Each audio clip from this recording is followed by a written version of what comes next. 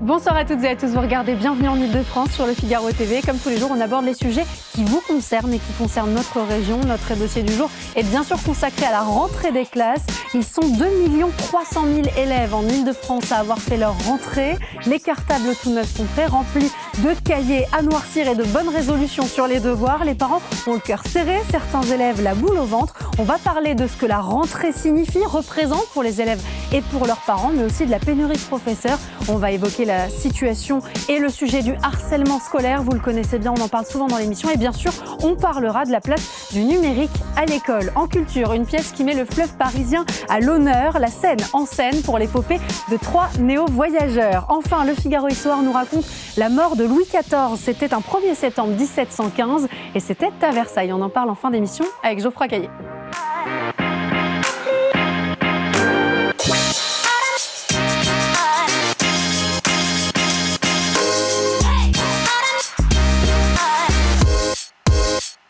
Dans les établissements scolaires d'Île-de-France, la rentrée ressemblait grosso modo à ça. C'est de retrouver mes copines. Et si je les trouve pas, je peux m'en faire. Non, ils étaient contents, au contraire. C'est pour ça qu'ils sont en forme aujourd'hui. Ils sont contents de reprendre l'école. D'ailleurs, ils ne sont pas dormis toute la nuit. Ils sont pressés d'y aller à l'école. Un peu stressant, vu que c'est la rentrée et ça fait longtemps que j'ai pas pris l'école vu que c'était les vacances. On aime bien qu'ils reprennent quand même leur petite routine. Enfin, même si on est bien pendant les vacances, on fait quand même pas mal d'activités, mais c'est bien aussi de reprendre le quotidien. Un petit peu, mais bon, elles vont nous manquer un peu, ça va faire un moins de bruit à la maison, mais voilà, c'est bien pour la rentrée et elles seront contentes. Il y a les heureux, les stressés, les impatients, les éternels anxieux et derrière autant de sujets soulevés dont on va parler avec Sophie Tarlet, bien sûr rédactrice en chef Le Figaro étudiant. Merci beaucoup Sophie d'être avec nous en cette journée de rentrée. Emmanuel Garot, président de la PEPS et la Fédération des parents d'élèves de l'enseignement public en visio. Avec nous Christian Flavigny, vous êtes pédopsychiatre et Sébastien Vieille, secrétaire national du SNALC. Merci beaucoup à tous les quatre d'être avec nous. Sophie Tarlet, comment est-ce qu'on explique ce stress finalement des parents? Non, je ne parle pas des enfants, je parle des parents, notamment pour la rentrée. Les enfants aussi, quand même. Oui. Ils ne le verbalisent pas toujours. Il y a ceux qui ont la boule au ventre, il y a ceux qui sont hyper excités. Pourquoi les parents sont stressés à l'idée de déposer leurs enfants à l'école? Ils sont stressés parce que c'est l'inconnu, savoir comment ça va se passer. Puis ça fait remonter dans leur mémoire des souvenirs pas toujours très agréables. On est toujours un peu stressé. On se dit finalement, est-ce que nos enfants vont réussir mieux que nous? En général, on espère.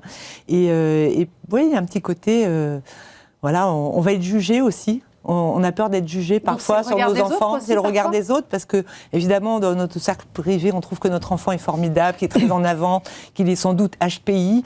Et puis après, on se confronte à la réalité. Et puis on se confronte à la réalité, malheureusement, et il est normal. Et puis il est peut-être pas toujours très sage. Il sera peut-être parfois un peu sanctionné. Donc c'est ça qui est aussi un petit peu stressant. Mais je trouve qu'on devrait faire un peu plus d'efforts pour améliorer la communication entre les enseignants et les parents pour que justement ce soit moins stressant. C'est-à-dire dans certains pays, par exemple, les parents viennent avec leur enfant la veille pour justement échanger peut-être les mails, les numéros de téléphone avec les professeurs des écoles. De temps d'acclimatation pour commencer à discuter. Je trouve que ce serait bien. Emmanuel Garot, est-ce que vous êtes favorable à cette idée? Pourquoi pas? Mais effectivement, on manque d'échanges? Alors, est-ce qu'on manque d'échanges? Oui, d'une manière générale, en particulier parce que les enseignants ne sont pas forcément des professionnels de la communication, qui ne souhaitent pas nécessairement communiquer avec les parents et que même quand ils le souhaitent, ils n'ont pas forcément tous les éléments nécessaires pour cela, pour avoir une bonne communication. Parce que communiquer, c'est une chose, bien communiquer, c'en est aussi une autre. Alors, effectivement, on pourrait améliorer la communication, mais pour ce qui est de la rentrée, effectivement, c'est un moment... j'ai envie de dire, qui initie l'année et avec de très sérieux doutes sur le fait de savoir si ces enfants vont retrouver leurs camarades de l'année précédente dans leur nouvelle classe, quel est l'enseignant ou quels sont les enseignants avec lesquels ils vont se trouver, avec parfois de bonnes surprises, parfois de mauvaises et parfois des inquiétudes parce qu'on part dans l'inconnu. Donc effectivement, il y a beaucoup de questions et bon, ma foi, ça fait partie du jeu et ça fait partie des temps qui marquent l'année de tout parent. Christian Flavigny, vous êtes pédopsychiatre. Comment est-ce qu'on analyse ce moment de tension finalement chez les élèves? On l'a entendu dans le sonore tout à l'heure, il y a ceux qui n'ont pas dormi de la nuit, il y a ceux qui sont surexcités le matin, il y a ceux qui pleurent devant les grilles de l'école, qui veulent absolument pas y aller. Comment est-ce qu'on l'analyse d'un point de vue psychiatrique? Je ne sais pas s'il y a un point de vue psychiatrique sur cette question-là, mais par contre, il y a un point de vue très précis sur ce qui concerne la relation des enseignants et des parents. Et je voudrais justement qu'il y ait une clarification qui soit bien faite en dénonçant très clairement la notion de coéducation qui, je dirais, prévaut et qui est même valorisée alors par certains enseignants, mais aussi même par certains parents d'élèves, par certaines associations de parents d'élèves. Bon. Or, je dois rappeler quelque chose qui me paraît essentiel pour qu'il y ait une bonne relation entre enseignants et les parents, c'est que les registres de l'éducation dans la famille et de l'instruction à l'école ne sont pas les mêmes et qu'ils doivent être respectés par les uns et par les autres. Les parents ne sont pas des instructeurs bis et les enseignants ne sont pas des éducateurs bis et ils ne doivent pas l'être. Une confusion s'est créée parce qu'effectivement, je dirais, il y a un tel relâchement, semble-t-il, de l'éducation que les enfants ayant du mal à suivre les consignes, du coup, les enseignants se sentent peut-être obligés de jouer ce rôle. Mais c'est quelque chose qui doit être analysé et qui doit être recadré au niveau de l'éducation, avec ce problème de l'éducation positive, dite bienveillante, que l'on a sans doute trop valorisé et qui fait que les enfants grandissent sans le cadre éducatif et n'arrivent pas du coup éduqués à l'école. Or, le principe, c'est que les enfants arrivent à l'école éduqués et qu'à ce moment-là, ils profitent de l'instruction qui est un autre registre, qui est l'approche des connaissances et je dirais le fait de s'approprier des connaissances, ce qui est le rôle à ce moment-là de l'enseignant. Et donc, il faut pour ça que chacun puisse rester à sa place et rester dans son rôle. C'est vrai qu'on a vu, Sophie Tarlet, ces dernières années, les frontières se brouiller. Oui, moi, je ne suis pas tout à fait... L'autorité est vraie aussi. Enfin, je suis bien sûr d'accord, mais c'est un monde idéal. Dans le monde réel, ça ne se passe pas tout à fait comme ça. Pas du tout même. Pas du tout même. Dans le monde réel, les enseignants sont obligés de faire la police et les parents sont souvent obligés de jouer aux enseignants, c'est-à-dire de reprendre, d'acheter des méthodes de lecture dans les supermarchés.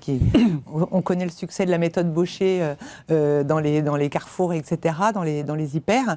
Et souvent, les parents, pendant les vacances ou même pendant les années scolaires, sont obligés de jouer au professeur bis. Donc oui, ce serait super que chacun reste dans son univers, mais malheureusement, c'est pas toujours. C'est pas toujours possible. Un sujet qui en appelle un autre, il est délicat de ne pas mentionner en cette rentrée scolaire le harcèlement scolaire, dont sont victimes 6% des élèves en Île-de-France. Pour certains, il faut bien le dire, la rentrée, elle rime tout simplement avec retour du cauchemar. Il y a des élèves pour lesquels c'est boule au ventre, mais pour cette raison bien indiquée qu'est le harcèlement. Oui, enfin, j'espère que c'est pas le cas pour tout le monde, mais oui, ça arrive que le harcèlement revienne avec la rentrée parce que on est rapidement une cible. Certains enfants chaque année sont une cible pour les autres. Et puis j'ai envie de dire, alors ça s'est beaucoup amélioré. Il y a eu quand même énormément d'efforts qui ont été faits pour prévenir le harcèlement avec les élèves ambassadeurs, avec le dispositif phare notamment. Voilà, le dispositif phare. Le numéro c'est le 3018, je crois bien. Voilà, 3018. Voilà, le 3018. Que je rappelle à l'antenne. Mais j'insiste sur le fait qu'il y a beaucoup de harcèlement via le téléphone portable, quand même, aujourd'hui, et que j'ai envie de dire aux parents, vous n'êtes pas obligés d'acheter un smartphone à votre enfant dès l'école primaire. Ça peut être un rempart déjà contre le harcèlement. Ça peut être un rempart, je trouve. J'aime beaucoup le groupe qui s'appelle « Pas de smartphone avant 15 ans ». Et je pense que 15 ans, c'est un âge tout à fait raisonnable pour avoir un smartphone. Et si vous pouvez tenir le coup, je sais que ce n'est pas facile, mais ça vaut le coup. Votre première force, finalement, c'est la carte bleue. Vous n'êtes pas obligé d'aller acheter un téléphone portable, dernier cri, smartphone, à un enfant dès la 6e. Emmanuel Garot, le harcèlement scolaire et la manière dont les parents, eux aussi, absorbent finalement cette responsabilité. Et derrière, ce qui en découle, le collège est le terrain privilégié, on le sait, du harcèlement dans le parcours scolaire. Est-ce que vous avez beaucoup de remontées de terrain qui vont dans ce sens, notamment avec la rentrée scolaire ? Oui. Alors, effectivement, je suis d'accord avec vous. L'échelon qui est vraiment le plus problématique, c'est celui du collège. En général, les choses se calment assez largement au niveau du lycée. Et dans le premier degré, on va dire que ça peut commencer malheureusement. Mais il n'y a pas le relais du téléphone portable dont parlait Sophie Tarlet, par exemple ? Ça dépend, parce que maintenant on voit quand même pas mal d'élèves, y compris dans le premier degré, qui ont un smartphone, tout simplement. Maintenant, il faut faire attention aussi au smartphone. C'est vrai que c'est C'est un danger dans la mesure où il prolonge la vie scolaire à la maison. Bien sûr. Donc évidemment, c'est très particulier. Maintenant, le smartphone, les réseaux sociaux sont une chose. Ils sont responsables de rien. C'est un peu comme la langue d'Ésope, c'est la pire et la meilleure des choses. Tout dépend de l'usage qu'on en fait et qu'on en a. Mais le fond du problème, effectivement, c'est qu'un certain nombre d'élèves peuvent se montrer particulièrement cruels vis-à-vis de leurs petits camarades, sans forcément s'en rendre compte, par des effets d'entraînement. On a des remontées tous les ans. De toute façon, c'est bien évident, avec lesquels, en règle générale, l'institution essaye de gérer la chose au mieux. En règle générale, c'est fait pas trop mal. Ça dépend beaucoup, je dirais, des établissements, des équipes éducatives, des personnes qui sont en charge. En règle générale, il faut qu'il y ait un traitement qui est au cas par cas, finalement. C'est vraiment du cas par cas. Et ce qu'il faut, c'est que le problème soit géré et pris très tôt. En général, quand il est pris tard ou mal, en règle générale, les dégâts sont généralement irréversibles. C'est ça le important problème. Pour les élèves. Ouais. Christian Flavigny, sur la question du harcèlement et derrière du schéma qu'il entraîne chez ceux qui en sont victimes, qu'est-ce qu'on peut en dire? Est-ce qu'il y a des conséquences à court terme, à moyen terme et même à très long terme pour ces élèves qui sont victimes? Oui, il y a un point de vue psychologique sur le harcèlement.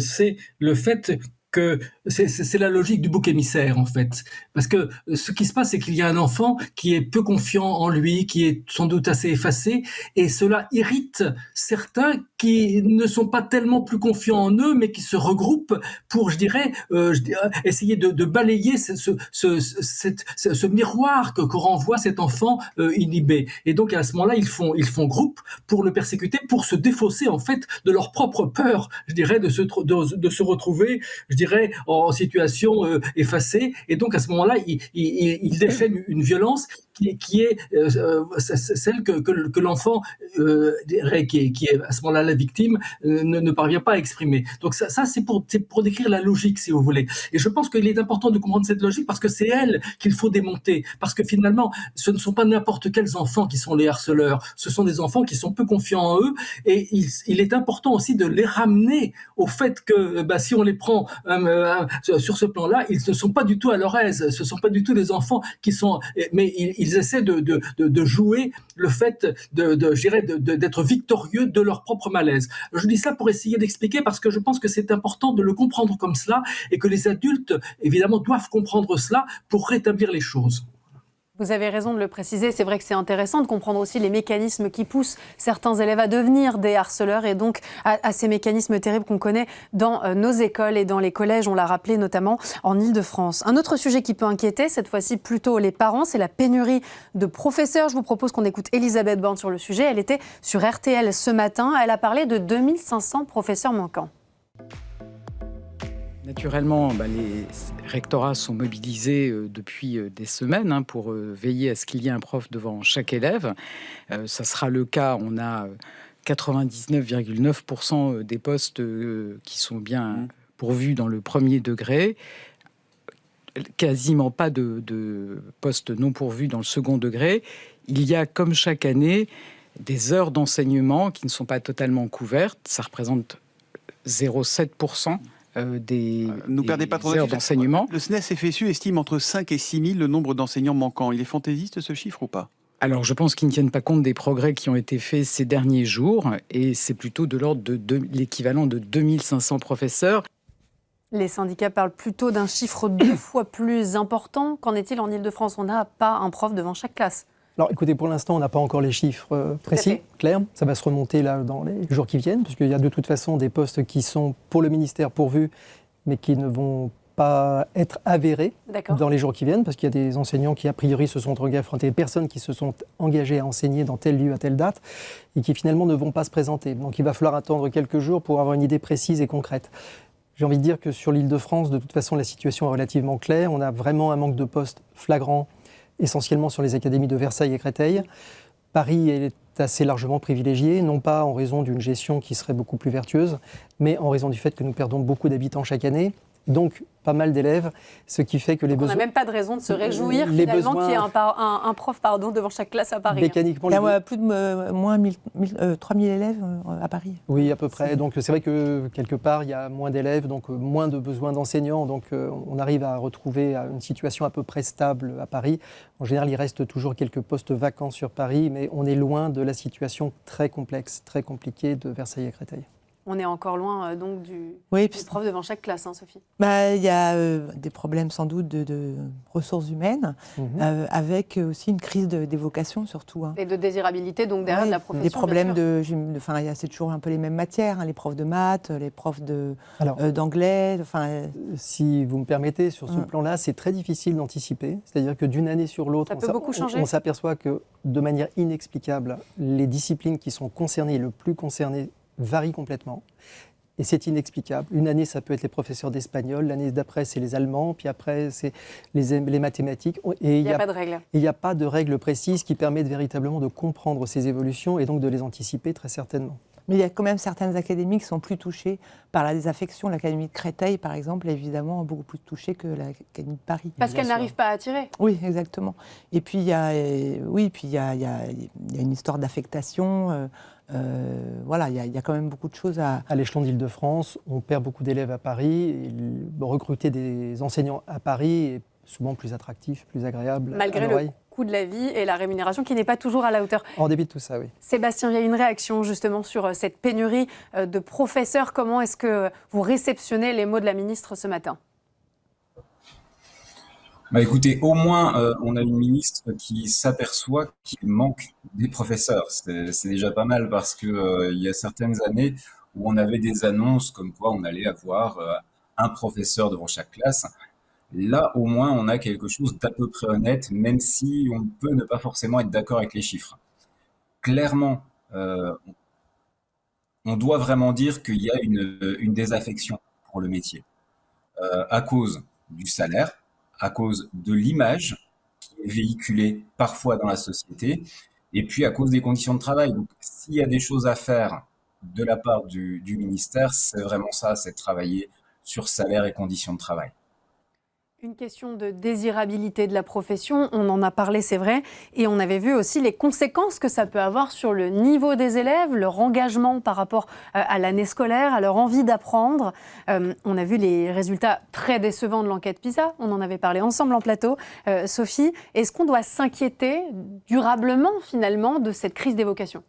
Oui, il faut s'inquiéter, parce que je pense que pour avoir des élèves de bon niveau, il faut avoir des professeurs de bon niveau. Et je vois souvent des parents d'élèves aussi se plaindre du niveau des enseignants à l'école primaire qui font trop de fautes d'orthographe. Je ne dis pas qu'ils font des fautes d'orthographe, qu'ils en font beaucoup trop. Et les parents, se plaignent de ça. Et même au secondaire, avec des profs de maths qui n'ont pas le niveau, des profs d'anglais, etc. Donc oui, le niveau est un élément très important. Pour redresser le niveau des jeunes Français, c'est quand même très important, primordial. Et c'est ce qu'a rappelé d'ailleurs la ministre de l'Éducation nationale. On réécoute Elisabeth Borne, s'il vous plaît. L'enjeu, c'est l'avenir de notre pays qui se joue à l'école, et donc je pense que cette priorité, elle s'impose.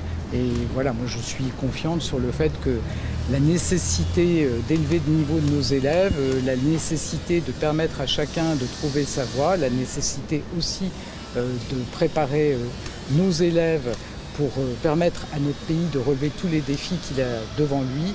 Cette nécessité, elle s'impose à tous. Je crois que sur le constat, on est tous d'accord. Derrière, elle se pose la question des solutions. Une fois qu'on a dressé ce bilan et qu'on s'est dit il faut améliorer le niveau de nos élèves, il faut qu'on recrute des professeurs qui soient motivés, qui aient le niveau de se retrouver devant des classes. Qui soient bien formés. Qui soient bien formés. Comment est-ce qu'on améliore ce dispositif et comment est-ce qu'on coche des cases ? Qu'est-ce que demandent les parents ? Ce que demandent les parents, effectivement, ce sont des enseignants de qualité. Et c'est pas facile du tout à trouver. C'est même de plus en plus compliqué. Quelles sont les solutions ? C'est difficile parce que je pense qu'on ne peut pas décorréler la crise de l'éducation nationale de la crise de la société d'une manière plus générale et peut-être même, je dirais, de la crise des élites dites traditionnelles. On avait traditionnellement le maire, le médecin, le notaire, l'enseignant. Et tout ce petit monde était vu vraiment comme des personnes essentielles au sein des communautés. Ce qui n'est plus le cas aujourd'hui. Et aujourd'hui, si vous faites la liste de ce que je viens d'énumérer, finalement, il ne reste plus grand-chose, même rien. Le maire aujourd'hui est loin d'être respecté, il y en a même qui se font tabasser, on le voit dans l'actualité. Le médecin, on a bien vu, notamment pendant l'épisode Covid, que finalement on lui disait « reste chez toi, tu n'as plus de compétences particulières, on va simplement faire vacciner un maximum de population par des étudiants, ça suffira amplement. Pour ce qui est du notaire, il n'est plus qu'un simple agent ministériel chargé de mettre un coup de tampon sur le bas d'un papier.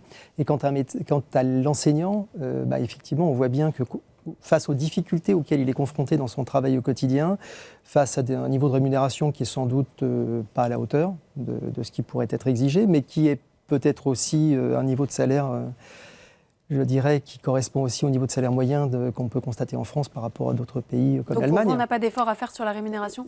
Si, il y a certainement un effort à faire. Notamment pour rendre aussi cette position particulière dans notre société aux professeurs. Il y a certainement un effort à faire en termes de rémunération, mais je pense que la rémunération n'est pas le seul sujet. Je pense qu'il y a une image, d'une manière globale, d'un certain nombre d'élites qui doit être restaurée si on veut. Qui sont censés être des élites et représenter des élites et qui aujourd'hui ne le représentent plus. Et je pense qu'il faut que chacun se respecte mutuellement et se respecte soi-même aussi pour qu'on arrive à une forme de restauration de cette autorité. Sébastien Vieille, une réaction, j'imagine que votre oreille a frisé quand on a parlé d'enseignants de qualité. Quel est le bilan que vous dressez de votre côté ? Écoutez, tout dépend ce qu'on entend par le terme qualité. J'ai envie de vous dire qu'il faudrait aussi élever le niveau afin d'avoir une élite politique qui soit au niveau de la chose. Mais bon, arrêtons là la galéjade. Non, plus sérieusement, on recrute de plus en plus de contractuels à cause de la crise des vocations. Et notamment dans des régions comme l'Académie de Créteil ou l'Académie de Versailles où les contractuels sont de plus en plus nombreux. Avec, on va dire, une formation qui est défaillante, avec un recrutement qui se fait à la va-vite pour boucher les trous. Donc, il faut clairement redonner toutes ces lettres de noblesse à notre métier, parce que c'est un métier noble. Et on parlait d'image et de formation, clairement, il y a un gros travail à faire là-dessus. Et la formation telle qu'elle va être mise en place par le ministère pour les débuts de carrière, ça va être une catastrophe. Nous, on vous l'annonce déjà au SNALC. On a fait des propositions claires pour avoir des enseignants qui soient, pardonnez-moi l'expression, mais béton dans leur discipline. Et là, ce qu'on voit arriver, c'est pas du tout le cas. Donc, nous, on tire la sonnette d'alarme là-dessus. Vous tirez la sonnette d'alarme et donc on connaît déjà les conséquences finalement de ce qui est exprimé aujourd'hui, Sophie. Et j'aimerais même qu'on aille un peu plus loin sur un désengagement de certains professeurs, une lassitude à minima quand c'est pas carrément une envie de démissionner. On écoute Sophie Vénétité, secrétaire générale du SNES-FSU. Mais aujourd'hui, l'éducation nationale est à l'os. Je veux dire, on manque de professeurs, on manque de tout dans l'éducation nationale. Donc, il va quand même falloir à un moment faire un effort budgétaire conséquent pour enfin revaloriser nos métiers. Je veux dire, on a enchaîné tellement de ministres ces dernières années dans l'éducation nationale, j'ai même oublié combien ça faisait en 2 ou 3 ans. C'est usant et surtout, ça empêche de donner un cap clair à l'éducation nationale. Et tout ça pèse vraiment sur les enseignants. Vous savez, nous, on a fait une enquête auprès de nos collègues en juin dernier pour faire un peu la photographie de leur état d'esprit. Et ben, on a quand même près de 2/3 des collègues qui ont pensé à démissionner sur ces 2 dernières années. 2/3 qui ont pensé à démissionner. Effort budgétaire, on n'a pas franchement les moyens. Et derrière, on parle de changement de ministre en cascade. Ça a des conséquences forcément sur le moral des troupes. Oui, je pense qu'il y a une lassitude. Et puis les professeurs... aujourd'hui, les fonctionnaires ont la possibilité de démissionner et de toucher un chèque lorsqu'ils veulent démissionner. Il faut savoir que la majorité des fonctionnaires qui quittent l'administration, ce sont les enseignants. Et on peut pas, d'ailleurs, l'administration ne peut pas dire oui à tous.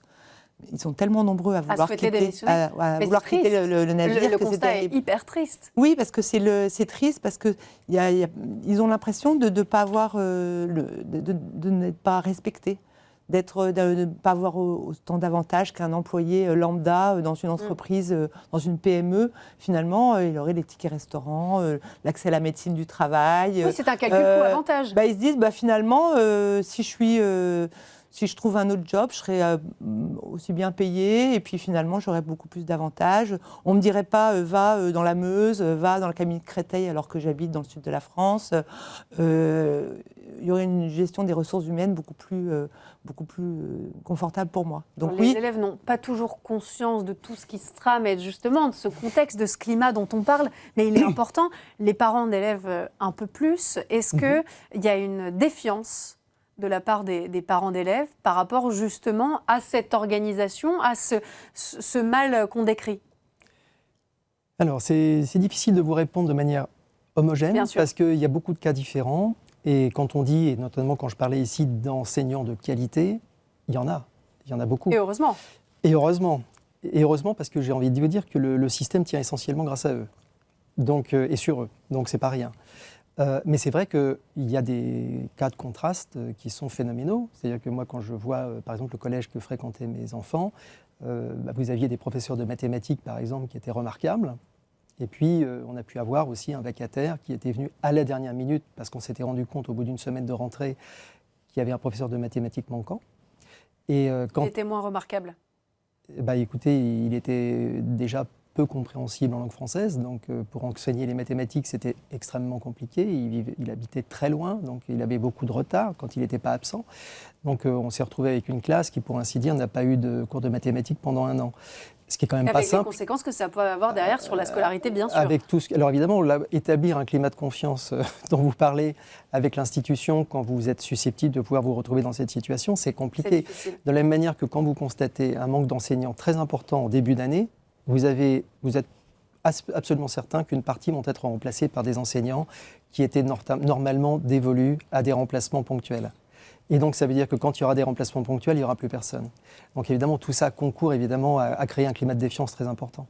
Ça fait aussi des parents qui se tournent vers des cours particuliers. Donc, ça fait une école un peu injuste, en fait, finalement, une école parallèle. Parce que quand vous voyez que vous avez 3 ou 4 profs de maths différents pendant l'année ou pas de profs de maths du tout, eh bien... Ceux qui ont les moyens peuvent se tourner vers le choix des cours particuliers, d'autres non. Exactement. Et ça fait cher. Hein. Ça commence. Moi, j'ai vu des parents où je leur avais demandé le budget pour l'année pour leurs 2 enfants, c'était de l'ordre de 3 000 € par an. Et en juin dernier, je participais à un travail qui est en cours actuellement auprès de la Cour des comptes, sur la situation de l'éducation nationale. Et notamment, un des éléments qu'on pouvait remonter, nous, de notre côté, c'est que dans un seul et même établissement, vous pouvez très bien avoir un élève qui fasse un parcours, entre guillemets, idéal, avec quasiment aucune absence d'enseignants, et un élève d'une classe d'à côté qui, lui, peut, 2 années de suite, se retrouver avec un enseignement très chaotique. Donc beaucoup d'hétérogénéité, pas simple à dire. Absolument, je vous ai laissé dire le mot. Merci beaucoup. Un mot peut-être rapidement quand même du portable et de la place du numérique à l'école, avec ce juste dosage à appliquer pour ne pas créer des citoyens complètement déconnectés, tout en évitant l'omniprésence du smartphone. Il y a bien sûr ce dispositif portable en pause. Est-ce que ce n'est pas profondément antinomique de former des citoyens qui demain vont utiliser leur smartphone, utiliser les outils numériques, l'intelligence artificielle, et en même temps de leur dire oui mais pas à l'école finalement. Enfin quand ça nous arrange, enfin le portable il faut le ranger. Est-ce que c'est pas brouiller les lignes pour les enfants et Non, je trouve que c'est très important. C'est très important parce qu'il y a un vrai problème de concentration pour des élèves. Ils n'ont pas besoin de nous pour aller sur ChatGPT, maintenant il n'y a aucun souci. On n'a pas besoin de les former à ça. Par contre, on a besoin vraiment de leur apprendre les bases, l'écriture, la lecture. Et là, ça demande d'être concentré et de ne pas avoir de téléphone à portée de main. Donc là, c'est le rôle des enseignants de leur dire non, il n'y a pas de téléphone, mais il ne faut pas être... C'est un petit peu un paradoxe, parce que si les professeurs demandent d'aller sur Internet et à la fois de ne pas avoir de téléphone portable... C'est en ça que je disais que c'était parfaitement antinomique, en tout cas dans le fonctionnement de l'école au quotidien. Et c'est là que les parents et les enseignants peuvent être vraiment marcher main dans la main et de se dire, s'il n'y a pas de téléphone à la maison, c'est très bien aussi. Oui. Alors effectivement, du côté des parents d'élèves. Alors on va dire qu'il y a une certaine forme de contradiction de la part d'une éducation nationale qui ne sait pas très bien si le numérique est un allié ou un ennemi, et donc qui effectivement peut mettre en place un certain nombre de mesures qui ne peuvent pas apparaître comme contradictoires tant que le débat n'aura pas été clairement tranché. Maintenant, il ne peut pas l'être facilement non plus. Mais si on décide par exemple que le numérique est un ami de l'école, alors ça veut dire que c'est la porte ouverte à l'utilisation, par exemple, du smartphone toute la journée. Écoutez, pour les élèves. Il paraît que les meilleures écoles ou les meilleurs établissements de la Silicon Valley, qui sont destinés aux plus grands patrons de la même région, qui sont tous dans l'informatique au plus haut niveau, sont des écoles qui n'ont absolument aucun numérique. Aucun accès au numérique. Et dans lesquelles il n'y a rien du tout de numérique. On peut supposer que ces gens-là connaissent un petit peu leur métier et ce qu'ils fabriquent eux-mêmes. Et surtout les dangers du numérique. Et surtout les dangers, puisque enfants. a priori, ils semblent vouloir écarter leurs enfants de ce péril. Donc, on devrait peut-être s'en inspirer. Et j'ai un petit peu peur aussi que parfois l'éducation nationale, en cherchant à faire un petit peu la course, pour ne pas paraître dépassé aux yeux des élèves, de faire un peu la course à la technologie, se lance dans une course qui de toute façon est perdue d'avance, parce que la technologie avance à une telle vitesse que de toute façon, ils ne la rattraperont beaucoup plus vite jamais. que les ateliers et les cours que voilà, alors je ne sais pas, certains pays comme l'Italie renoncent par exemple aux livres numériques en classe. Alors qu'en France, là on a vu pour l'Île-de-France, on accélère la place on accélère les livres en numérique. Il y a une vraie question à se poser, oui. Alors qu'il y a pas mal de pays qui sont revenus en arrière, notamment des pays nordiques qui avaient... la Belgique aussi, l'Italie réfléchit et même a commencé à revenir un peu en arrière. Il faudrait peut-être s'en inspirer. Le mot de la fin pour vous, Sébastien Vieille, sur la place du portable et du numérique à l'école.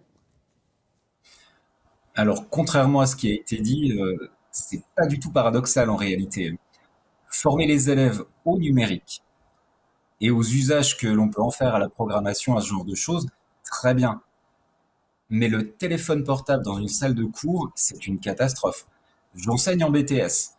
Je laisse le téléphone portable sur la table de mes élèves et je m'aperçois que toutes les 10 secondes, ils ont une notification. J'ai fait l'expérience pendant une de mes heures de cours. Et la concentration, là, elle est morte. C'est impossible de tenir. Le téléphone portable a ceci de terrible qu'il sursollicite l'attention des élèves, ce qui fait qu'ils n'en ont absolument pas pour le reste. Donc, trancher entre amis ou ennemis, si on parle du numérique, le numérique et la formation en numérique, c'est amis. Les écrans, le téléphone portable inséré dans la salle de classe, c'est très dangereux. Et je terminerai, vous avez parlé d'exemples, la Suède est pour moi le meilleur exemple à citer. Il y a des années, c'était le top du top. C'était formidable en Europe, la Suède. Ils ont introduit les écrans, ils ont chuté. Et donc, qu'est-ce qu'ils font aujourd'hui ? Ils reviennent sur cette décision-là.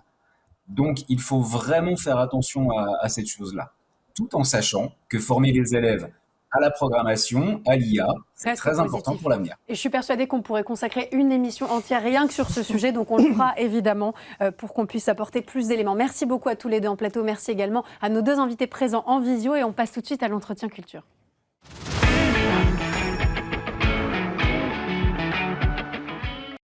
Regardez cette affiche qui résume à merveille le propos de cette pièce de théâtre que l'on a adorée. 3 néo-aventuriers s'engagent dans une épopée, celle de descendre la Seine dans une embarcation de fortune. Ils ont soif de découvertes, de surprises et de péripéties. Mais ils vont être servis. La vie peut être ce terrain d'aventure perpétuel. Il suffit de le vouloir. Ça pourrait être un peu la morale finalement de cette pièce. On va en parler avec Maxime Bantéja, co-auteur de la pièce, et Charles Falanga, comédien qui joue François Vaquet dans la pièce également. Merci beaucoup à tous les deux. On est ravis de vous recevoir dans l'émission. Avant tout, peut-être un mot du livre dont la pièce est adaptée, Roman fleuve de Philibert Hume. Est-ce que c'est une œuvre que vous connaissiez, que vous affectionnez particulièrement ? Tout particulièrement, parce que c'est celle qui a donné naissance à l'adaptation. Sorti en 2022, écrit par Philibert Hume, qui est d'ailleurs venu voir la pièce, qui a soutenu le projet de manière très très intense. Le livre est excellent, on le recommande évidemment. Justement, on va essayer de parler de la manière dont on a essayé de restituer le ton qui fait tout le... Oui, sans que ça soit un copier-coller, et là c'est très réussi. C'est cette quête d'aventure qui vous a plu ? Moi, c'est le livre au départ. J'ai lu la première page et j'ai dit à Artus de Boisjoli, donc le metteur en scène, c'est bon, j'y vais directement en tant que comédien. J'ai vu le style, j'ai vu le ton et qui se déplie sur 300 pages. Et après, j'ai lu le livre, effectivement, c'est des aventuriers en carton, je dis ça gentiment, qui arrivent et qui décident de ne pas faire le lac Baïkal, le Kilimandjaro, mais de partir faire la Seine. Aussi parce que c'est moins cher, moins dangereux et moins compliqué. Et c'est là où c'est extrêmement drôle, puisqu'il y a beaucoup de loufoques. Oui, tout à fait. Ouais. Effectivement, c'est pas tout à fait sérieux, c'est pas tout à fait burlesque, totalement burlesque non plus. C'est entre les deux. Il y a un peu tout. Il y a du lyrisme, il y a de la poésie, il y a aussi de l'aventure, il y a du théâtre, quoi. Voilà. Est-ce que vous seriez d'accord pour dire que finalement, une des morales de cette pièce, ce serait de dire que l'aventure est accessible, elle est à chaque coin de rue, il suffit d'avoir envie de la saisir et puis de s'embarquer dedans finalement ? Bien sûr, c'est évidemment une des morales du livre d'abord et puis de la pièce. C'est l'aventure à chaque coin de rue, donc effectivement, c'est pas forcément nécessaire d'aller au bout du monde pour partir à l'aventure, comme le monde Philibert, Adrien et Vaquet. Mais c'est aussi l'aventure à l'ère moderne, c'est-à-dire avec tous les obstacles que l'ère moderne peut présenter justement à l'aventurier d'aujourd'hui. Un exemple, l'administration par exemple, est un des obstacles pour les très aventuriers que sont ces jeunes-là. Et évidemment, c'est tout le sujet du livre. C'est pas destination, c'est le voyage. Il existe 2 catégories d'individus, ceux qui prennent des risques et ceux qui n'en prennent pas. Tout est dit. Justement, ces 3 néo-aventuriers décident de prendre le risque. Ces 3 copains d'enfance qui se mettent un peu dans les baskets de Tom Sawyer et qui se disent « Allons-y, faisons cette expédition de Paris au Havre en sachant qu'elle sera semée d'embûches » puisqu'ils partent sur une embarcation de fortune en étant finalement ouverts à ce qui peut advenir aux péripéties. C'est vraiment ça. Donc déjà, un canoë acheté à Yoda 83, bon, Yoda breton dans le film, dans le livre, pour 200 €, négocié 150, mais ils ont échoué, donc c'est 200. Un mât fait d'une tringle de rideau acheté à Leroy Merlin, un rideau de douche pour voile, et donc du coup ils partent. Et effectivement, je dirais pas qu'ils cherchent l'aventure, ils cherchent les problèmes, mais ils arrivent, quoi. Voilà. Et ils les affrontent, et Philibert les a bien retranscrits. Et nous, il a fallu leur donner vie, quoi. C'est-à-dire à quel moment, comment on fait sur un plateau pour pouvoir montrer des chavirements, comment on fait pour montrer que des gens sont sortis, sont tombés à l'eau, sont revenus, etc., etc. Donc ça a été pas mal de défis aussi pour nous. Ouais. Ce que je trouve très réussi, c'est qu'il y a tout un art finalement du fantasme. Le cygne n'est pas un cygne, c'est un monstre terrifiant qui fait archi peur. La petite brise du matin se transforme en une tempête terrible et on se rend compte finalement que tout est exploité pour être et un potentiel comique et être une source de péripéties et d'aventures. Oui, c'est ça. C'est effectivement ce qui fait la saveur du livre, c'est vraiment la différence entre le ton qu'a Philibert Hume. Comment vous le décririez, ce ton? Voilà. Il est épique. Okay. On est dans l'épopée. Complètement. Et justement, la réalité du voyage, qui est le sien, qui est, honnêtement, c'est Paris-Le Havre. Donc, voilà. Et donc, ce contraste-là, c'est réducteur, mais, ce contraste-là, on va débattre. J'adore. Si vous n'êtes pas d'accord, c'est encore mieux. D'accord, monsieur. Pour moi, c'était très dur dans ce cas, est d'accord? Moi, je n'en peux plus. Oui, je suis rincée. C'est justement, là, c'est là où... Effectivement, par contre, à l'intérieur, ils le vivent, ils vivent une épopée. Donc cette différence, elle n'est que c'est une vue de l'esprit. Effectivement, sur scène, nous on retranscrit d'ailleurs un décor assez minimaliste. Ça j'adore, une mise en scène très épurée. Exactement. Pour justement permettre de mettre en valeur le jeu des comédiens. C'est ça. Parlez-nous de votre expérience sur scène justement et de justement ce que ça représente, cette épopée qui n'en est pas vraiment une, mais qui est vécue comme telle. Alors sur l'épopée, effectivement, on a 3 tabourets et 3 planches pour faire un canoë. C'est un canoë qui est démontable. Ceux qui viendront le verront. Donc déjà, ça bouge beaucoup. On a besoin de faire vivre l'espace. On a un peu de lumière, un peu de musique, même une belle bande-son. Mais, très belle bande-son. Mais de manière générale, quand même, il faut y aller, quoi. Donc en tant que comédien, vraiment, il faut donner de nous. Et surtout, là, on vous a parlé de 3 personnages, François Vaquet, Samuel Adrian et Philibert Hume. En réalité, il y en a 14. Donc on joue tous environ 5-6 personnages, des gendarmes, un éclusier un peu zélé, un vendeur de petits trains qui vend le canoë et qui passe 30 minutes à leur vendre le canoë dans la vraie vie, etc. etc., etc. Donc il faut vraiment enchaîner. Donc c'est une véritable épopée pour nous en tant que comédiens. Et en même temps c'est vrai que moi, c'est pour ça que je disais à Maxime, oui, sur le papier, c'est une aventure en carton, c'est-à-dire que ils font la scène, quoi. Saint-Cloud à Honfleur, c'est pas grand-chose, personne ne l'a jamais fait, en tout cas personne ne s'est jamais vanté de le faire. Sauf qu'en fait, il leur arrive des trucs. Ils ont froid, ils ont faim, ils perdent des objets chers, ils se disputent. Ils galèrent en permanence. Ils galèrent en permanance, ils se font arrêter parce qu'ils n'ont pas de décharge de vie, ils rencontrent des gens qui leur font peur, à un moment donné, il y a un arbre qui tombe. Bon, là, je dévoile toute l'île de France. Tout est assez hostile finalement. C'est hostile, ouais. La scène, c'est hostile, il ne faut pas croire en fait. On le sait, depuis qu'on a vu la vidéo de Jamel Debbouze avec le silure, je peux vous dire que je ne l'aurais pas fait, alors, cette expédition. Alors on pêche en silure. Je ne vais pas effectivement spoiler tous les téléspectateurs. Vous avez vu, moi je ne le fais pas, je vous le laisse. 3 comédiens qui, vous l'avez dit, se partagent 14 personnages du livre. C'est génial parce qu'avec un accessoire, une posture, un micro-changement d'attitude, vous basculez d'un personnage à l'autre. C'est très exigeant pour les comédiens. C'est très exigeant, mais c'est absolument jubilatoire quand c'est maîtrisé, parce qu'on est limité que par l'imagination du spectateur. Et effectivement, dans ce voyage, Il y a évidemment toute une galerie de personnages qui, eux aussi, sont d'une ampleur absolument folle. Même si ce sont des gens qui habitent, j'en sais rien, sur les berges de la Seine. Par exemple, un éclusier. Par exemple, un éclusier, joué par Charles, ici présent, oui. Sont des personnages qui sont vraiment hauts en couleur et qui sont, en tout cas... Ils sont construits pour être remarqués Bien sûr. Dans cette épopée. Bien sûr. Mais dans le livre de Philibert, ils étaient tout est véridique et ils étaient absolument comme ça. Ils étaient c'est génial. Très puissants. On les a travaillés et c'est toujours ça au théâtre. On se demande dans quelle mesure on sort de la vérité. Mais en fait, on peut être caricatural et être vrai. C'est-à-dire que pour les travailler, Artus de Boisjoli nous a demandé de faire des improvisations. À partir de quasiment rien. Vous arrivez, vous posez le canoë sur le côté, et là, il y a un éclusier qui arrive. Qu'est-ce qui se passe ? Évidemment, bon, il faut qu'il ait des choses à dire, et donc c'est parti, et parfois on faisait 10 minutes, on le trouvait tout de suite, parfois il fallait 2 heures, parfois il fallait 2 jours pour trouver un personnage. Donc il y a eu beaucoup ce travail d'improvisation, de construction de ces personnages. Donc très caricaturaux, oui, on a beaucoup fait ça au départ, ensuite Artus et Maxime, il va en parler je pense, ont écrit à la table. Mais au départ, oui, il y a beaucoup de personnages secondaires, qu'on qualifie de secondaires, ont été très dynamiques directement au plateau. Mais c'est pas parce que c'est caricatural que c'est pas vrai, et justement, il faut qu'on retrouve, nous, et d'ailleurs à chaque soir, chaque date, il faut qu'on retrouve la justesse. Parce qu'en fait, dans la vie, ça existe des gens qui sont comme ça. Et donc, il faut réussir à trouver, nous, en tant que comédiens, il faut réussir à trouver la justesse dans la théâtralité, quoi. C'est ça qu'on a travaillé avec tous ces 11 personnages. Ouais. Ce que j'aime beaucoup, c'est que vous parlez de théâtralité. C'est vrai que déjà dans le roman, il y a cette théâtralité, ce potentiel finalement à se retrouver sur scène et à créer cette magie. Et puis cette frontière, vous l'avez très bien rappelé, entre le réel, l'imaginaire et ce qui est de l'ordre du fantasme.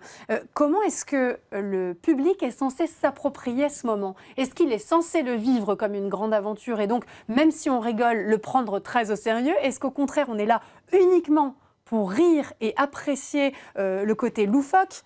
Je lisais un papier qui disait que Ionesco aurait pu adorer cette pièce, et je comprends très bien l'idée parce que c'est assez absurde finalement. Comment est-ce que vous le voyez en tout cas ? Comment est-ce que ça a été construit ?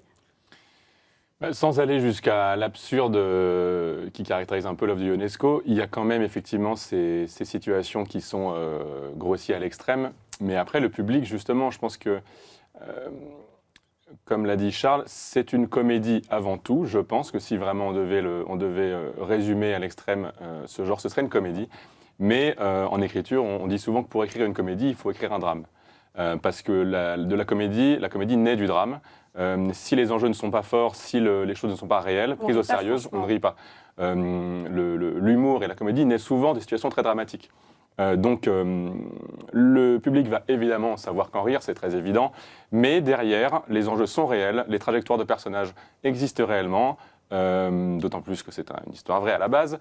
Donc, c'est quand même une histoire qui nous tient un petit peu au corps, qu'on ne prend pas forcément à la légère. Ce qui m'a rendu un peu mélancolique, c'est l'idée de se dire finalement que on se raconte des histoires, on fait des montagnes de petites choses pour s'extirper d'un quotidien qui n'est pas celui qu'on veut, qui n'est pas tout à fait calqué sur nos idéaux, qui peut être un peu morose, un peu triste. Est-ce qu'il y a aussi, moi je trouve que derrière justement ces grands moments de rigolade, il y a aussi ce côté très sérieux et justement cette prise de conscience de ce qu'est vraiment notre vie. Il y a une partie tragique dans la pièce, chez les 3 personnages, à des moments différents et pour des raisons différentes. Mais effectivement, ce n'est pas du tout une comédie qui fait croire que la vie est rose et point barre, pas du tout. On fuit en fait quelque chose, on se fuit nous-mêmes aussi, on ne s'entend pas toujours très bien, on s'engueule. Il y a beaucoup de tragique en fait là-dedans. Il y a une tension aussi évidemment entre ces 3 néo-aventuriers, ces 3 amis. Ouais. Mais ils sont prêts à continuer en fait. C'est un peu Sisyphe qui pousse sa pierre, quoi. C'est-à-dire que j'ai l'impression que oui, ils sont là-dedans et ils arrivent au bout et à la fin, bon, vous verrez, mais c'est pas fini, quoi. Ça continue. Et d'ailleurs, Philibert continue à écrire, continue à voyager. C'est un aventurier, quoi. Donc, Avec la présence de ce narrateur qui vient nous conter aussi cette histoire et puis nous ramener parfois un peu dans le réel. Merci beaucoup de nous avoir présenté cette pièce de théâtre magnifique sans aucun copier-coller du livre et qui reste pourtant fidèle à l'âme de ce roman magnifique. On peut vous retrouver à la Folie Théâtre jusqu'au 9 novembre pour le moment, les vendredis, samedis et dimanches à 20h. Merci beaucoup à tous les deux d'être venus nous présenter Roman Fleuve dans Bienvenue en Ile-de-France et on passe tout de suite à notre chronique histoire. Le Figaro Histoire nous raconte.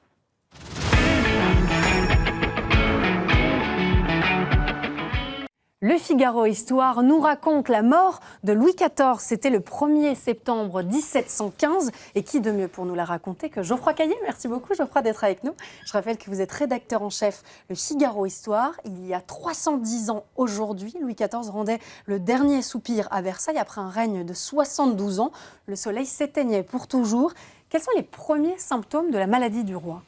Alors nous sommes à l'été 1715 et cet été-là, Louis XIV séjourne longuement à Marly, qui est sa résidence préférée, à côté de Versailles. C'est là qu'il goûte finalement les derniers divertissements de son règne. Il se promène, il assiste à des concerts, il assiste à une pièce de Molière, Le Malade imaginaire, et même à une soirée costumée. Mais les premiers symptômes de sa maladie finissent par apparaître. Alors, on est 3 semaines avant ce qui sera finalement sa mort. Et vers le 9 août, justement, le roi retourne d'une partie de chasse, éprouve une grande fatigue. Et le lendemain, il regagne Versailles, qu'il ne quittera plus. À partir du 10 août, il est à Versailles pour ne plus en sortir. Le 12 août, il s'offre encore une promenade dans les jardins de Trianon qu'il affectionne aussi particulièrement. Ce sera sa dernière sortie.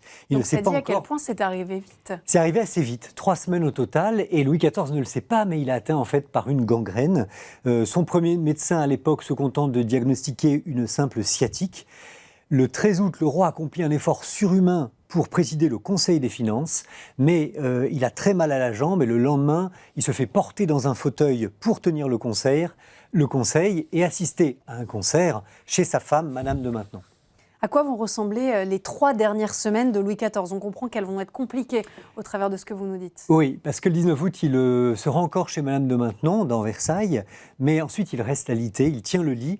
Malgré tout, il tient aussi absolument à assumer son rôle de souverain, son métier de roi jusqu'au bout. Roi Soleil jusqu'au bout. Roi Soleil jusqu'au bout, et c'est ça qui est vraiment très frappant dans les dernières semaines qui précèdent sa mort. Il prend encore la plupart de ses repas en public selon l'étiquette, alors dans sa chambre quand même, et surtout il travaille avec ses ministres. Il tient même un dernier conseil le 24 août. Mais le 24 août, c'est également le jour où le roi éprouve de vives douleurs à la jambe. Et enfin, il est examiné par Maréchal, son premier chirurgien. Qui lui détecte finalement la gangrène. Oui, il lui dit que finalement, il a la gangrène et de fait, le pied noirci à vue d'œil. Louis XIV comprend immédiatement qu'il s'agit d'une maladie très grave et qu'il ne va pas en réchapper. Il demande aussitôt à son confesseur, le père Letellier, qui est un jésuite, de se confesser. Et le lendemain, son grand aumônier, le cardinal de Rohan, lui administre le viatique, c'est-à-dire la dernière communion et l'extrême-onction. Donc il sait que c'est terminé. Il sait que la fin est vraiment tout proche. Le 26 août, à nouveau, il demande à Maréchal, son chirurgien, combien de temps il lui reste à vivre. Le chirurgien lui laisse 2 jours. Vous allez voir qu'il ne s'est pas trompé de beaucoup.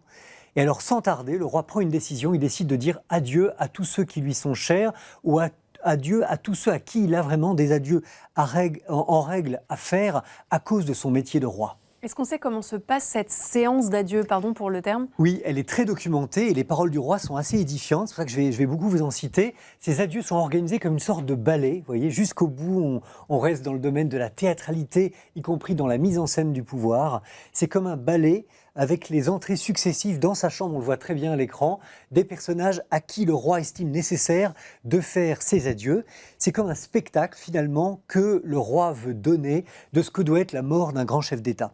Alors, dans un premier temps, le roi s'adresse aux princes de la cour, qu'il met en garde contre un risque de renouvellement des troupes de la Fronde qu'il a connues quand il était enfant. Il leur dit « Je vous demande pour mon arrière-petit-fils la même application et la même fidélité que vous avez eue pour moi. J'espère que vous contribuerez tous à l'union et que si quelqu'un s'en écartait, vous aideriez à le ramener. » Louis XIV se souvient effectivement qu'à la mort de son père, il avait lui aussi 5 ans et que 5 ans, c'est l'âge de son arrière-petit-fils, le futur Louis XV. Donc il se projette déjà dans ce qui va advenir après. Exactement, et il prépare la place à son petit-fils. Et justement, son petit-fils, c'est le suivant, celui auquel il va faire ses adieux. Il le fait convoquer, il lui dit cette jolie formule, « Mignon », ça veut dire mon chéri en fait, hein. « Mignon, vous allez être un grand roi, mais tout votre bonheur dépendra d'être soumis à Dieu et du soin que vous aurez de soulager vos peuples. Il faut pour cela que vous évitiez autant que vous le pourrez de faire la guerre. c'est la ruine des peuples. Ne suivez pas le mauvais exemple que je vous ai donné sur cela. J'ai souvent entrepris la guerre trop légèrement et l'ai soutenue par vanité. Ne m'imitez pas, mais soyez un prince pacifique et que votre principale application soit de soulager vos sujets. Quelle C'est très beau. sagesse! Quelle sagesse, et c'est très beau de voir ce grand roi qui est capable de faire son autocritique. Ensuite, le roi s'adresse aux cardinaux de Rouen et de Bissy, représentants du clergé français, et là, il se recommande vraiment à leur prière. Et enfin, il s'adresse aux officiers de sa maison, dans la même fournée des adieux, en leur demandant de servir le futur roi, le futur Louis XV, avec la même affection que celles qui lui ont toujours témoigné, et il leur donne cette formule qui est sans doute la plus célèbre, celle qui va rester dans l'histoire: « Je m'en vais, mais l'État demeurera toujours ». Et il fait 2 adieux particulièrement émouvants, même si on est quand même déjà, je trouve, dans un registre et de sagesse et d'émotion. Vous avez parlé d'autocritique, c'est déjà très beau et très intime. Oui, hein. c'est déjà très émouvant, vous avez raison. Ce qui est plus émouvant dans ces 2 derniers adieux, c'est que c'est deux femmes qu'il a beaucoup aimées. D'abord, Madame de Maintenon, qui est sa femme légitime, et Madame de Maintenon a écrit les paroles que le roi lui avait adressées à la fin. Il me dit 3 fois adieu, la première en me disant qu'il n'avait de regret que celui de me quitter, mais que nous nous reverrions bientôt. Je le priais de ne plus penser qu'à Dieu. La seconde, il me demanda pardon de n'avoir pas assez bien vécu avec moi, qu'il ne m'avait point rendue heureuse, mais qu'il m'avait toujours aimée et estimée également. Il pleurait. À la troisième, il me dit: qu'allez-vous devenir, car vous n'avez rien? Je répondis: je suis un rien, ne vous occupez que de Dieu. Et je le quittai. Et le dernier entretien le plus émouvant de la journée, c'est à sa belle-sœur, dite Madame Palatine, qu'il aimait beaucoup. La belle-sœur a raconté, Madame Palatine: il m'a dit adieu avec des paroles si tendres que je m'étonne encore moi-même de n'être pas tombé droit sans connaissance. Il m'a assuré qu'il m'avait toujours aimé, et plus que je ne le pensais moi-même, qu'il regrettait de m'avoir parfois causé du chagrin. C'est joli, et puis on a C'est l'impression magnifique. d'être dans un vrai journal intime. Exactement. Puisque ces paroles, comme ça, rapportées avec la justesse des mots Oui, et le oui. ton de l'époque, c'est magnifique. Oui, et une émotion authentique. Et puis le roi entre en agonie. Oui, là c'est vraiment la fin pour Louis XIV. Le 31 août, Louis XIV tombe dans un état d'inconscience au point que Madame de Maintenon ne parvient même pas à le faire bouger ni parler. Le soir du 31, plusieurs prêtres, des religieux, des courtisans s'installent dans sa chambre pour réciter avec le roi les prières des agonisants. Le roi se joint à eux par intermittence, et quand les prières sont finies, le roi dit: « Faites-moi miséricorde, ô mon Dieu, venez à mon aide, hâtez-vous de me secourir ». Le 1er septembre au matin, enfin, Louis XIV rend le dernier soupir. Il est 8h22. Il aurait eu 77 ans le 5 septembre suivant. Son règne de 72 ans est le règne le plus long de l'histoire de France. Et on imagine que vient ensuite le moment des rituels funéraires. On imagine, pour un roi tel que le roi Soleil, ça doit être quelque chose avec une logistique extrêmement complexe. Hein. Exactement, Victoire. C'est à nouveau une sorte de balai qui se met en route. Toute la journée du 1er septembre, la dépouille du roi est exposée sur son lit et la chambre est ouverte à tous les visiteurs. Et enfin, son corps est autopsié puis embaumé. 8 jours plus tard, le 9 septembre, le cercueil royal est solennellement transporté de Versailles à la basilique de Saint-Denis. Et là, enfin, de grandes funérailles y sont célébrées seulement le 23 octobre. C'est très tardif, en présence du régent, le duc d'Orléans, qui va exercer la régence au nom du petit Louis XV. Et enfin, le cercueil est déposé dans la crypte des Bourbons, où il se trouve toujours. C'est alors que le grand maître de France prononce la fameuse formule « Le roi est mort, vive le roi ». Alors d'autres cérémonies funèbres sont organisées encore en France en l'honneur de Louis XIV et également à l'étranger dans les semaines qui viennent. Et peut-être que la plus connue, c'est 2 mois plus tard, le 17 décembre, Massillon, le grand Massillon, qui prononce à la Sainte-Chapelle l'oraison funèbre dont l'exorde, c'est-à-dire la fin, est resté fameux. Dieu seul est grand, mes frères, et dans ces derniers moments surtout, où il préside à la mort des rois de la terre, plus leur gloire et leur puissance ont éclaté, plus en s'évanouissant alors, elle rend hommage à sa grandeur suprême. Dieu paraît tout ce qu'il est, et l'homme n'est plus rien de tout ce qu'il croyait être. Et de ce point de vue également, on voit à quel point vraiment la mort de Louis XIV a été exemplaire. Et extrêmement bien documentée. Je suis surprise du nombre de Oui. citations que vous avez pu en extraire et de ces paroles rapportées qui nous permettent de vivre ce moment incroyable de l'histoire de Les France. contemporains ont vraiment eu conscience que la mort de Louis XIV était un moment exceptionnel, et ils ont eu le soin de noter toutes ces paroles pour ce qu'elles manifestaient à la fois de son humilité vraiment d'homme et de sa grandeur de souverain. Merci de pouvoir nous les faire revivre aujourd'hui à l'occasion de l'anniversaire de sa mort, puisque c'était le 1er septembre 1715. Un grand merci Geoffroy Caillé. On vous retrouve évidemment lundi prochain. Et moi, je vous souhaite une excellente soirée sur le Figaro TV. Et je vous retrouve dès demain à 19h.